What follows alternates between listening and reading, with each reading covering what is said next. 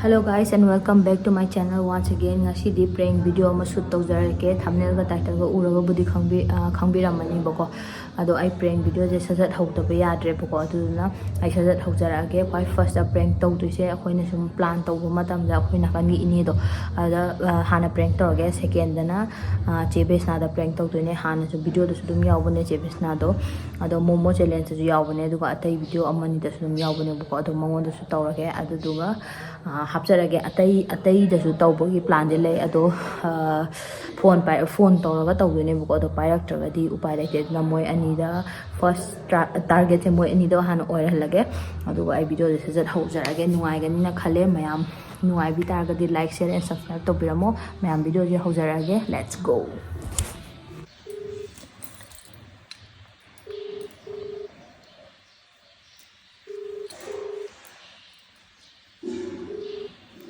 Hello? Hello? Yeah. Ini pemila cakraba. Online Ini pemila. Yeah. Ini pemila ai do hambra sida kano da onam thingen ge si lambi da thoe ba khoi ma do phone sung pai pai rak tre ba. Adu amta ahui umdam da sat laga amta hangune kai no ma lai ro hamne phone sung pai pai re phone no gai tham gram no khang dre ba. Amta cha amta hang biu ne. Amta Pagira dum. Thamo am taro. Hoi hoi.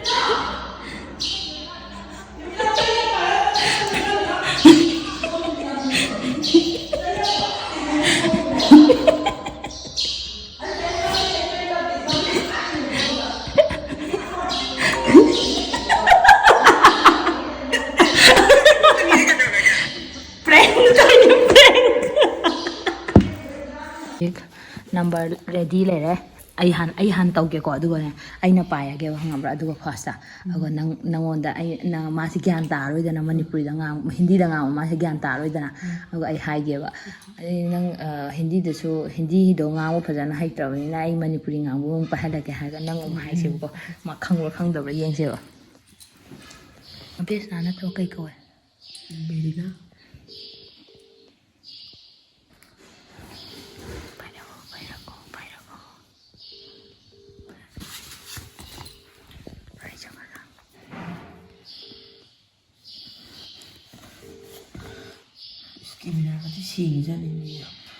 Hello hello ये Mirena का number है. Hello hello ये Mirena का number है.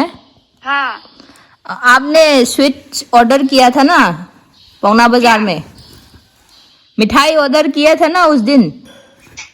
मिठाई नहीं order नहीं करता है. किया था आपने. आप आए थे ना पौना बाजार वाली मार्केट में. पौना बाजार में. हाँ. कौन सा दुकान है. वो स्विच वाले दुकान है वो जो शोरूम है ना उसकी बगल वाला. कहाँ पर. पौना बाजार में. पौना बाजार कहाँ पर. पौना बाजार की वो जो पुमा वाली शोरूम है उसकी पीछे वाला गली में. हम तो नहीं करता है. आपने किया था. आप याद करो हम यहाँ पे बना के रख दिए है 500 रुपए का. हमने नहीं करता है. रॉन्ग नंबर है. नहीं आपका नाम तो मेरीना है ना. अब मेरीना तो है. हमने नहीं करता है. तो आप कहाँ पे हो अभी. दुकान आपने बोला था आपकी एक दुकान है पौना बाजार में आप लेने आएगा. नहीं करना तो नहीं करता है. रॉन्ग नंबर नहीं करता है. फिर आपको दुकान भी नहीं है क्या. हम डिलीवरी कर दे क्या आपकी दुकान में. दुकान में नहीं लेगा. हम तो घर में है. अच्छा तो फिर क्या करेगा. हम तो फिर बर्बाद हो जाएगा. हाँ हम नहीं लेगा. वो मिठाई तो नहीं बोलता है. पता नहीं हमने नहीं ऑर्डर नहीं कटा है। आपका जो हिंदी है हमको थोड़ा समझ में नहीं आ रहा है, आप थोड़ा सा मणिपुरी में बात कर लीजिए। दीदी ने मिठाई दो ऑर्डर दो के दो कनो दो वेबा कपके मतलब के कमिनो चौꯉꯥꯒꯤ ꯀꯛꯄꯤꯔꯝꯃꯤꯗꯨꯗꯤ मा किया कपकी दु मिठाई दी ꯑꯗꯣꯝꯅ ꯅꯍꯥꯟ कनो का मिजानो कपकी ꯑꯗꯣꯝ कपेलिनो ꯑꯗꯣꯝꯅ ꯑꯩꯈꯣꯏꯒꯤ ꯕꯨꯕꯨ ꯍꯥꯏꯕ ꯀꯧꯕ ꯑꯉꯥꯡ ꯑꯃꯅ ꯀꯛꯑꯝꯃꯤ ꯕꯨꯕꯨꯅ ꯕꯨꯕꯨ ꯍꯥꯏꯌꯦ ꯏꯕꯦꯁꯅꯥꯗ ꯄꯤꯌꯨ ꯍꯥꯏꯌꯦ ꯕꯨꯕꯨꯅ थुमाव नंना वरा सबथुआ आगे ꯀꯩꯅꯣ ꯑꯩꯗꯤ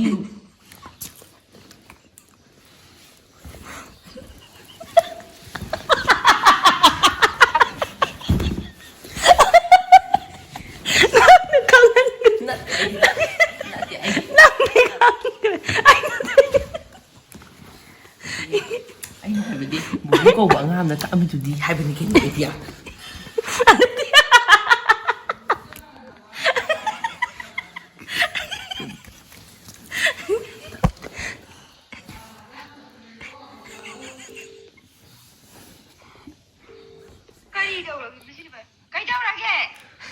ꯍꯜꯂꯣ ꯑꯩꯅ ꯇꯧꯖꯔꯛꯏꯁꯦ ꯑꯩꯈꯣꯏꯒꯤ ꯃꯅꯤꯄꯨꯔ ꯁ꯭ꯋꯤꯠꯇꯒꯤꯅꯦ ꯍꯥꯏꯕ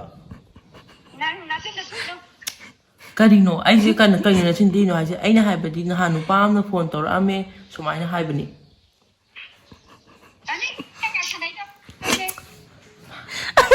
ꯅꯪ ꯑꯝꯇ ꯄꯥꯏꯌꯣ ꯍꯥꯏꯕ ꯅꯪ ꯑꯝꯇ ꯄꯥꯏꯌꯣ ꯍꯥꯏꯕ ꯊꯥꯖꯅꯤ ꯃꯥꯗꯤ ꯌꯥꯝ ꯄꯪꯕꯅꯦ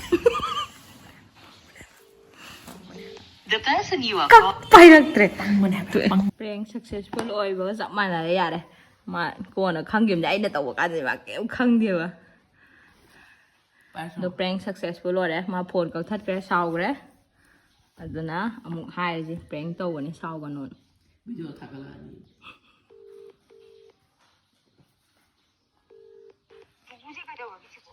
ꯆꯦꯕꯦꯁꯅ ꯈꯥꯏꯕꯅꯦ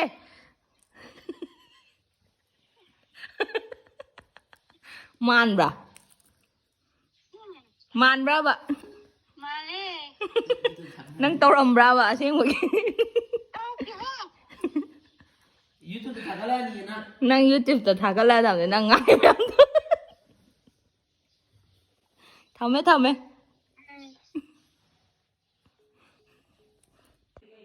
ꯃꯌꯥꯝ ꯚꯤꯗꯤꯑꯣꯁꯦ ꯅꯨꯡꯉꯥꯏꯕꯤ ꯇꯥꯔꯒꯗꯤ ꯂꯥꯏꯛ ꯁꯦꯌꯔ ꯑꯦꯟ ꯁꯕꯁꯀ꯭ꯔꯥꯏꯕ ꯇꯧꯕꯤꯔꯝꯃꯣ ꯑꯗꯨꯒ ꯌꯥꯔꯤꯈꯩꯁꯨ ꯍꯥꯏꯗꯤ ꯃꯌꯥꯝꯗꯁꯨ ꯁꯦꯌꯔ ꯇꯧꯕꯤꯌꯣꯕꯀꯣ ꯑꯗꯨꯒ ꯍꯥꯏꯗꯤ ꯁꯨꯝ ꯑꯩꯒꯤ ꯁꯕꯁꯀ꯭ꯔꯥꯏꯕꯔ ꯍꯦꯟꯒꯠꯄꯗꯁꯨ ꯃꯇꯦꯡ ꯄꯥꯡꯕꯤꯔꯝꯃꯣ ꯑꯗꯨꯗꯨꯒ ꯁꯨꯃꯥꯏꯅ ꯏꯟꯇꯔꯦꯁꯇꯤꯡ ꯑꯣꯏꯕ ꯚꯤꯗꯤꯑꯣ ꯑꯗꯨꯒ ꯑꯗꯨ ꯅꯠꯇꯕ ꯑꯇꯣꯞꯄ ꯚꯤꯗꯤꯑꯣ ꯑꯩꯅ ꯁꯪꯕ ꯀꯥꯟꯗ ꯑꯗꯨꯝ ꯍꯥꯞꯀꯠꯆꯔꯛꯀꯦ ꯃꯌꯥꯝ ꯄꯨꯟꯅ ꯁꯞꯄꯣꯔꯠ ꯇꯧꯕꯤꯌꯣ ꯑꯗꯨꯒ ꯂꯥꯏꯛꯁꯨ ꯇꯧꯕꯤꯔꯝꯃꯣ ꯑꯗꯨꯒ ꯀꯃꯦꯟꯁꯨ ꯄꯥꯛꯅ ꯇꯧꯗꯦꯕꯀꯣ ꯑꯩꯒꯤꯁꯦ ꯚꯤꯗꯤꯑꯣꯁꯦ ꯑꯗꯣ ꯀꯃꯦꯟꯁꯨ ꯑꯗꯨꯝ ꯇꯧꯕꯤꯔꯝꯃꯣ ꯅꯨꯡꯉꯥꯏꯇꯦ ꯑꯗꯨꯝ ꯑꯦꯅꯤ ꯁꯖꯦꯁꯟ ꯑꯗꯨꯝ ꯄꯤꯕꯤꯔꯝꯃꯣ ꯑꯗꯣ ꯑꯩꯉꯣꯟꯗ ꯑꯗꯨꯝ ꯅꯨꯡꯉꯥꯏꯖꯕ ꯑꯣꯏꯒꯅꯤꯕꯀꯣ ꯑꯗꯨꯗꯨꯅ ꯉꯁꯤꯒꯤꯗꯤ ꯚꯤꯗꯤꯑꯣꯁꯦ ꯃꯇꯥꯡꯁꯤꯗ ꯂꯣꯏꯁꯤꯜꯂꯒꯦ ꯃꯊꯪꯒꯤ ꯚꯤꯗꯤꯑꯣꯗ ꯑꯃꯨꯛ ꯎꯅꯔꯁꯦ thank you so much for watching see you again in my next video bye by